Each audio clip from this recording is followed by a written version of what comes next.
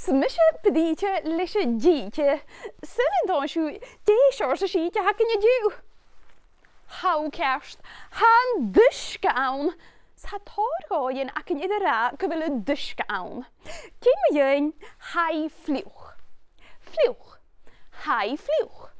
Agus hai sílig. Hai sílig. No, cén ma dhéin ha fras ann. Ha sin I cíolach nach le duisce a chamadach cin gdéisiach vic. Fras. No gut tú miawl a chléchcach. Ha miawl an. Agus nar a ha an duisce uafasach traum can I sin ha an-diugh se chawn. Wel, ha sinne chléchte die uisce is sjokke ju. Maar sin hech o makke wel tòrr achlen ac yn iad o hon. Oh, duisce. Oh.